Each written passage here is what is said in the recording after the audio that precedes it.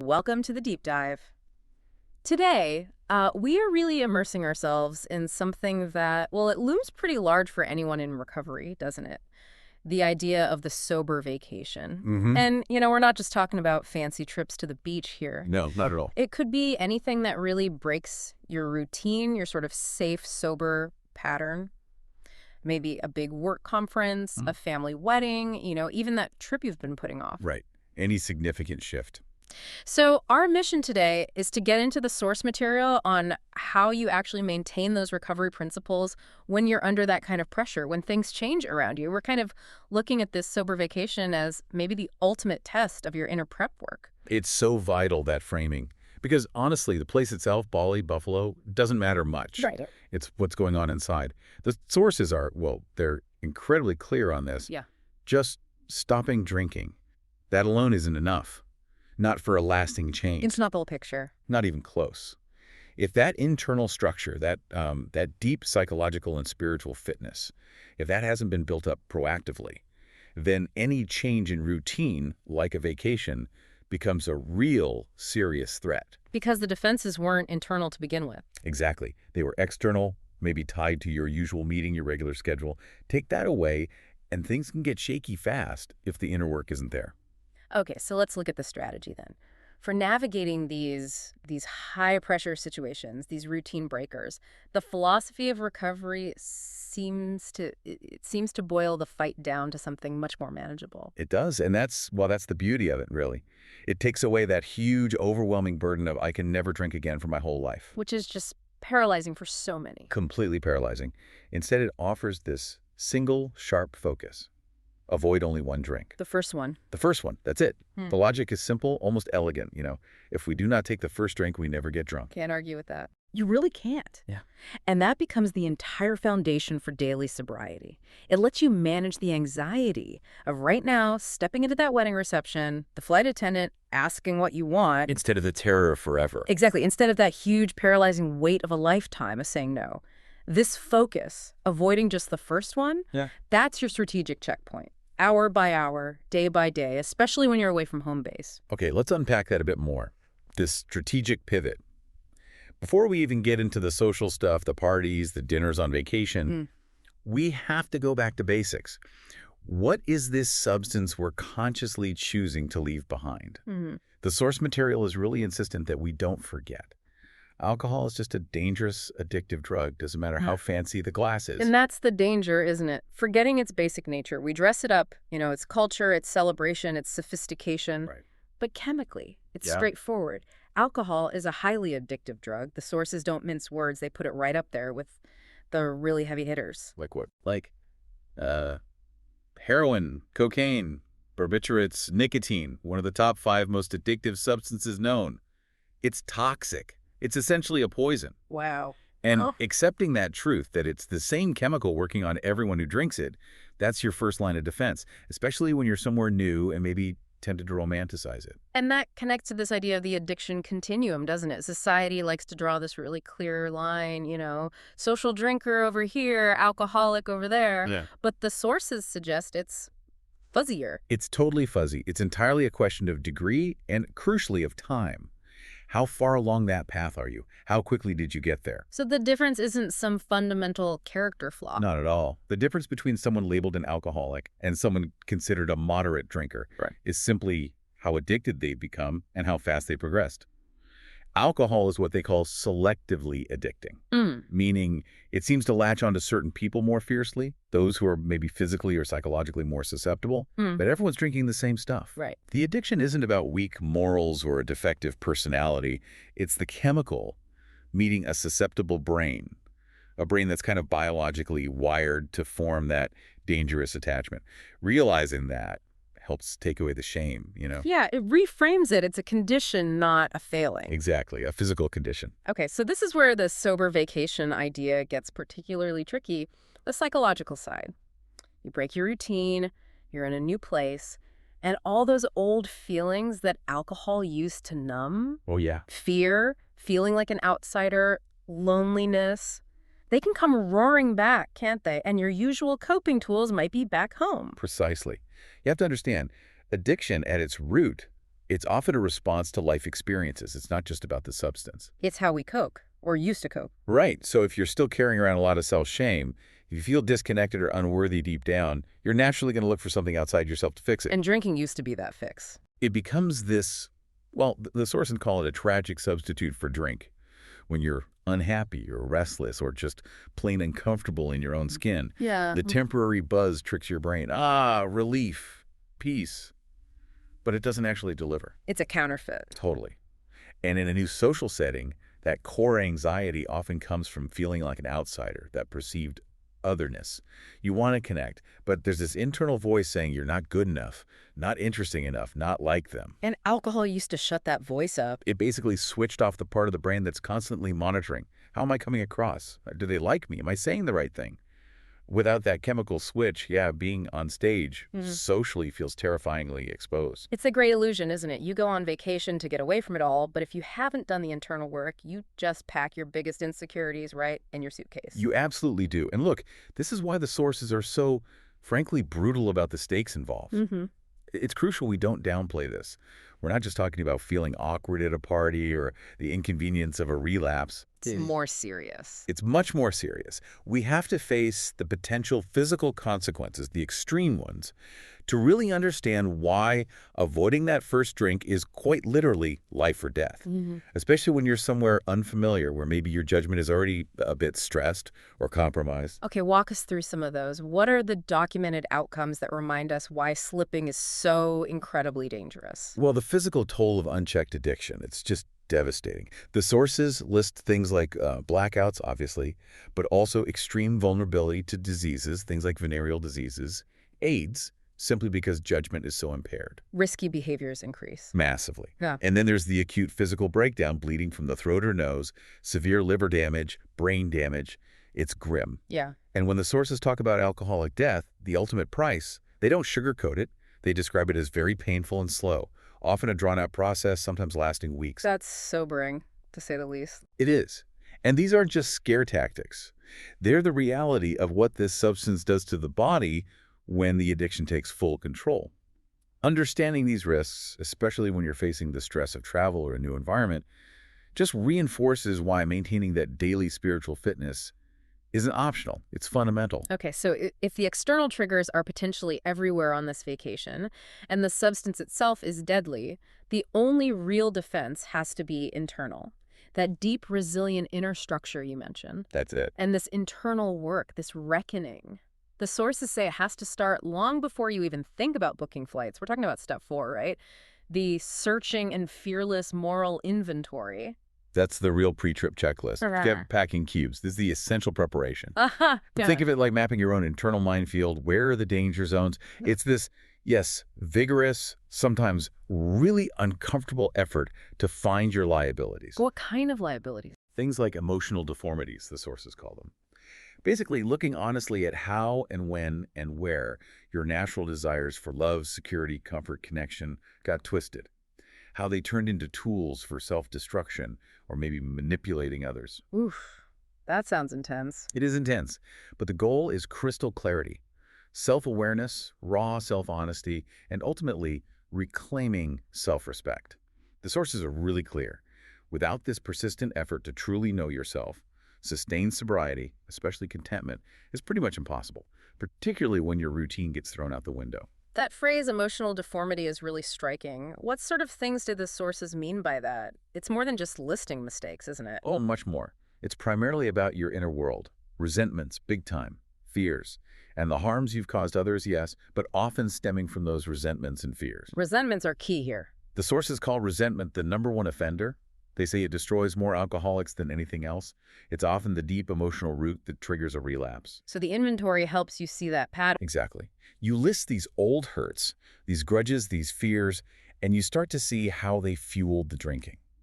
How you let other people's actions or your perception of them totally dictate your emotional state and justify picking up a drink. This inventory forces you, really forces you, to face your own self-deception. And that can be the hardest part. What are some of those tough questions? The ones that really push you to confront that self-deception during the inventory? They make you look at your relationship not just with alcohol, but with the whole addictive pattern. Questions like, have I denied the addiction, lied to myself about it? Or how has this addiction impacted my self-esteem, my sense of worth? Those are deep. They are. And for people with complicated relationships, maybe codependency issues, questions like, do I constantly try to fix or rescue the addict? Have I tried to manipulate them into changing? You have to face this stuff Why is facing it so crucial? because awareness, even painful awareness, is always better than staying isolated in denial, cut off from reality. By facing these truths, bit by bit, you start becoming someone you can actually rely on.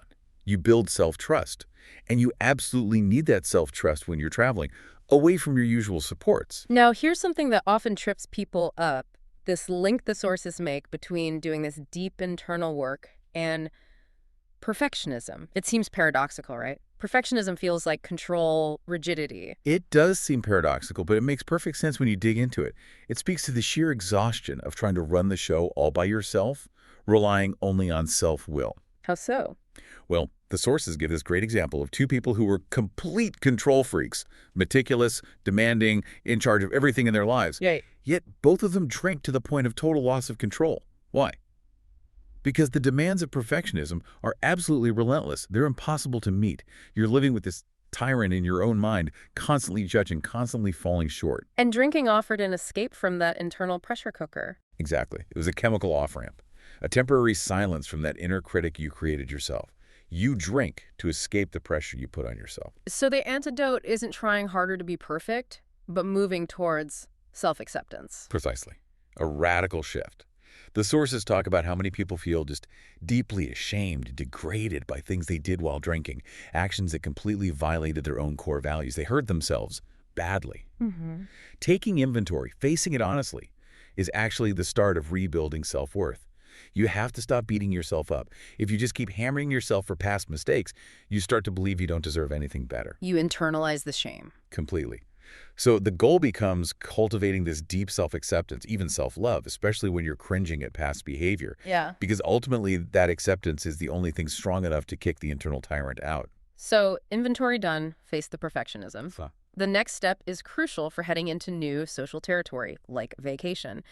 Moving out of isolation with step 5. Yes, step 5 is absolutely key here. Admitting to God, to ourselves, and to another human being the exact nature of our wrongs. This is the step that physically, emotionally pulls you out of isolation. How does it do that? It builds directly on step 2, realizing a higher power could restore sanity. When you share that raw, honest inventory with another trusted person, something profound happens. You experience intimacy, true connection, maybe for the first time. Because you're not hiding anymore. Exactly. You realize your deepest, darkest secrets, your biggest shames, they don't make you uniquely monstrous or unlovable. Other people have been there. That shared vulnerability is incredibly powerful and absolutely essential preparation for navigating social situations sober. There's that story in the sources about Julia, right? To show how defenses built in childhood become prisons later on. Yes, the Julia example is really insightful. As a child, she learned that showing real emotion wasn't safe. She'd be ignored, maybe ridiculed, especially after her mother died. So she built these walls. A survival mechanism. Totally. Self-protective, defensive, hide the real feelings. And it worked. It helped her survive a difficult childhood. But as an adult, those same walls made her a prisoner of her self-sufficiency. Couldn't let anyone in. Couldn't truly connect. Always isolated, even in a crowd. The spiritual path laid out in the steps, especially sharing in step 5, forces you towards self-recognition. It allows you to grow beyond that one-dimensional addicted identity into a more complex, multifaceted self who can have genuine relationships. Okay, so we've laid that internal foundation. Strong work. Yep. Now let's get practical about the sober vacation itself. How do you actually do the socializing? How do you connect with people without that old chemical crutch, the social lubricant that maybe defined your interactions before? Right, this is where the rubber meets the road for many people. And what recovery offers isn't just giving up the old way. It's a radical redefinition of connection and intimacy itself. It's a totally different experience. Completely different. True intimacy, as the sources describe it, happens when you're willing to be open, genuinely vulnerable, willing to share who you really are, flaws and all, letting yourself be truly seen and known, not just observed or evaluated. That's a big shift from how things might have been. Huge. Contrast that with what often happens in active addiction, that desperate search for relationships. What characterized that search? Why was it desperate? It usually came straight from that place of deep self-shame or inadequacy. The goal wasn't real connection. It was seeking external validation to quiet the inner critic. Trying to get approval from outside. Exactly. And often you'd subconsciously seek out people who actually reinforce those feelings of being hopeless or not good enough. The whole dynamic was soaked in anxiety. What are they thinking me? How can I make them like me more? That sounds exhausting. It is exhausting. It's a transaction based on performance and need, not genuine mutual care. Yeah. You can't build real intimacy on that foundation. So all that internal work we talked about, the inventory, the self-acceptance, that's what actually makes healthy connection possible now. Absolutely. When you start to build genuine self-worth, when you accept yourself, you're suddenly empowered to act in healthy ways in relationships, not just react out of fear or need. You're not desperate anymore. Right. The excitement of real connection emerges naturally because you're not hiding the real you. You actually have a self you're willing to share, rather than constantly trying to be someone else to win approval. Okay, shifting from one-on-one connection to something broader. Step 12, carrying the message. Why is that still important when you're maybe on a beach trying to relax, focused on your own sobriety on this trip? It sounds like work. But it's the great paradox of recovery. Okay, explain the paradox. The paradox is simple but profound. I know I cannot keep the precious gift of sobriety unless I give it away. Service. Sharing your experience, strength, and hope with others, especially newcomers. That's not just a nice thing to do. It's fundamental to your own recovery. It keeps you sober. It's a core mechanism for staying sober and, importantly, for finding real joy in sobriety. Helping someone else who's struggling is consistently described in the sources as the bright spot of our lives. It fills you with gratitude and purpose, and honestly, it makes those awkward, sober moments at a party seem pretty small in comparison. How does that actually work practically? Especially if you're traveling, maybe you don't know anyone, can't get to your home group. 12-step work can look like a million different things, and often it's not glamorous at all. Like what? Like finding a local meeting in whatever town you're visiting, just showing up, being a presence. You don't even have to speak. Just being there offers reassurance to others and reinforces your own commitment. Simple presence. Or volunteering for the really simple stuff, making coffee, setting out chairs, cleaning up. These small acts of service build community, make newcomers feel welcome, and keep you grounded in gratitude. Carrying the message isn't about grand speeches. It's about showing up, being willing, sharing your reality honestly, whether that's formally in a meeting or just in a quiet conversation with someone who needs to hear it. Okay, let's talk about the big one. That elephant in the room at any social gathering, especially in a new place, the fear of being judged. Huge. The sources mention that exhausting mental calculation trying to read someone's voice instantly, mad voice, sad voice, just a voice, Yeah. to figure out how to act, how to proceed. Yes, that constant vigilance, that scheming. It's driven by this deep anxiety about how you're being perceived. You're trying to manage their impression of you second by second. So what's the sober alternative to that exhausting game? Radical openness, rooted in the honesty you practice, especially in step 9, making amends. There's a powerful example in the sources of someone who found huge relief, not isolation, by just telling people in their life, look, I have a problem with alcohol. Just putting it out there. Putting it out there. When traveling, they'd say, yeah, being in Italy without wine might be a bit weird for me, just letting you know. They didn't try to pretend. They weren't hiding the new normal happening. Exactly. Pretending takes up so much energy. By being open, they actually found support, understanding, empathy. People respected the honesty. And that openness is only possible because of the inner work. Absolutely. It comes from cultivating humility, which in recovery means seeing yourself realistically, accepting limitations, and realizing that humility is totally compatible with healthy self-love and self-respect. You're not defined by shame anymore. You're defined by your courage and honesty.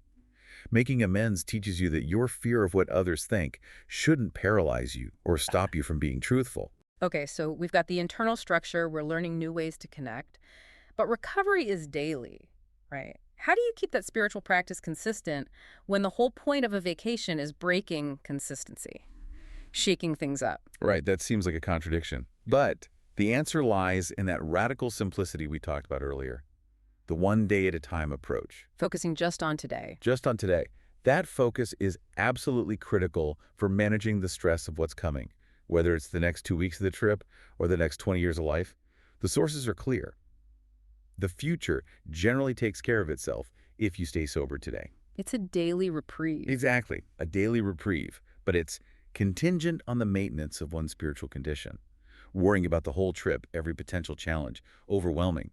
Instead, you just ask your higher power, whatever that means to you, for help getting through the next 24 hours sober. Anchor yourself in the present. Anchor yourself firmly in today, and somehow the rest tends to fall into place. A lot of people, especially early on, really mourn the loss of that instant gratification alcohol provided, the quick buzz, the immediate escape, especially in a fun vacation setting.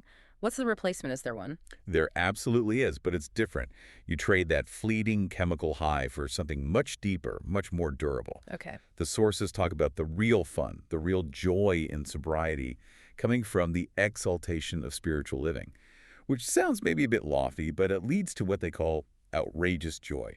Outrageous joy. I like the sound of that. Right. And crucially, this isn't just a flash in the pan like during a binge. It's something available day after day, month after month. Yeah. It's an earned spiritual high that replaces the quick chemical fix. So it takes work. It takes work. The sources caution that highs worth having are usually worth working for. They're rarely as fast as pouring a drink. But that daily discipline, that's what keeps you in fit spiritual condition. What does that fit spiritual condition actually involve when you're, say, on a cruise ship or hiking in the mountains, far from your usual routines? Is it just about praying more? It's more about actively seeking peace, but redirecting the search inward. The sources point out how many people are running hither and thither, traveling the world, desperately seeking peace out there, new places, new people, new thrills. And it doesn't work. It never works. Peace is an inside job. Unless you find it within yourself, you won't find it anywhere else. So maintaining that spiritual fitness means consistently making time, even small pockets of time, for prayer, for meditation, step 11 stuff, for quiet self-reflection. That daily discipline allows you to face whatever the day throws at you, wherever you are, without the first thought being about a drink. And the core mechanism for staying calm and centered under pressure, like travel stress, seems to be humility and surrender. There's that dancing analogy. Yes, the dancing analogy is great. Humility first is just defined as a true evaluation of conditions as they are. Seeing things clearly, including accepting your own reality, your need for help, your reliance on a higher power for sobriety. Acceptance of reality. Right. And surrender. Yeah. Turning your will over. It's like dancing. If the person following relaxes, trusts, and lets the leader steer, they glide across the floor beautifully. Smooth. Smooth. But if both try to lead, or if the follower keeps resisting, fighting for control, it's awkward, jerky, painful. They step on each other's toes. Choosing to let go and let God is basically declaring independence from that nagging, self-centered ego that always wants to control everything. The flight delays, other people's moods, the weather, Yeah. all the uncontrollable stuff about travel. So, okay, final practical point. You're on the trip. Acute stress hits. Maybe your luggage is lost, or you're in a really uncomfortable social situation. What's the immediate actionable tool from the steps? The immediate tool is step 11 in action. Prayer and meditation, right in that moment of stress. The advice is pause. When you feel that stress, that anger, that fear rising, just pause. Stop the automatic reaction cycle. Hit the pause button. Hit the pause button. And in that pause, renew that simple request. Thy will, not mine, be done. Just center yourself back on that principle. And if the feeling is really strong, like intense anger or panic, If the emotion is really overwhelming, the sources suggest just repeating a simple prayer or meaningful phrase over and over, like a mantra. It helps clear the channel, which might be totally choked with anger, fear, or frustration. It immediately shifts your focus back to seeking guidance and takes the power out of that immediate emotional trigger. So wrapping this up, what we've really dug into today is that this whole idea of a sober vacation, it's not really about avoiding specific places or difficult people. It's all about the internal shift, isn't it? The success of navigating any high-pressure situation where your routine is disrupted, whether it's a dinner party or a month-long trip, it seems to depend entirely on the internal work you bring with you, that honesty, that real connection, that ability to stay present, anchored in today. It truly is an inside job. Yeah. And the whole process of recovery, building that internal structure, it's ultimately about self-recognition. Redefining who you are, yeah. the emergence of that sober self, that's the real prize. Seeing your life come back together, finding peace without the chemical noise, that's the joy of it. Which brings us to our final provocative thought for you, something to maybe mull over after this deep dive. Yeah. If this sober self you're building is someone you genuinely like and respect, the sources suggest that only people who truly know themselves can be with themselves in solitude. Mm-hmm. Powerful idea. So here's the question for you. What's one small moment, just one tiny slice of solitude in your upcoming week? Maybe it's 5 quiet minutes on your commute, maybe a pause before you open your laptop in the morning that you will consciously dedicate to getting to know this sober self just a little bit better. Free from any external chemicals, free from distractions. Just you, meeting you.